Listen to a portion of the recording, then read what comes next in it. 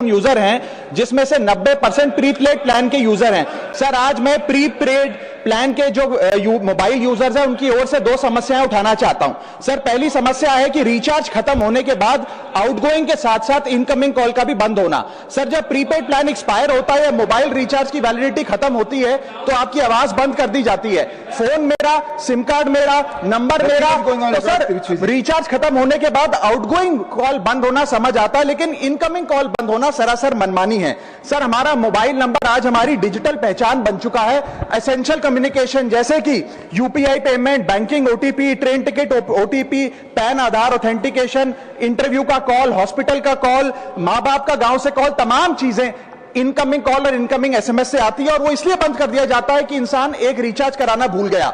Sir incoming call बंद करना is not stopping of a service, ये हमारे राइट टू कम्युनिकेशन को स्टॉप करने जैसा है। सर जैसे आपका आधार कार्ड इसलिए एक्सपायर नहीं हो जाता कि आपने डिटेल अपडेट नहीं करी, या आपका बैंक का खाता इसलिए बंद नहीं हो जाता कि आपने मंथली डिपॉजिट जमा नहीं किया, या आपका वोटर आईडी इसलिए सस्पेंड नहीं हो जाता कि आप एक चुनाव में वोट डालना भूल गए। ठीक उसी तरह आपका मोबाइल नंबर इसलिए सस्पेंड और डीएक्टिवेट नहीं होना चाहिए कि आप एक रिचार्ज भूल गए। सर मैं सदन में फ्री आउटगोइंग की मांग नहीं कर रहा, फ्री डेटा की मांग नहीं कर रहा, लेकिन इनकमिंग कॉल फैसिलिटी की गारंटी होनी चाहिए। मेरी 3 स्पेसिफिक मांग है। पहली, प्रीपेड मोबाइल कनेक्शन में इनकमिंग कॉल और इनकमिंग एसएमएस कम से कम 1 साल तक कंटिन्यू रहे, चलता रहे from the date of the last recharge, ताकि एसेंशियल कम्युनिकेशन चलती रहे। दूसरी, deactivation of the mobile number after 3 years. ऐसा ना हो कि आपका मोबाइल नंबर किसी को आपका मोबाइल नंबर बंद करके किसी और को अलॉट कर दिया जाए। कम से कम 3 साल का ग्रेस पीरियड देना चाहिए from the date of the last recharge. And third demand, mobile operator should introduce a low cost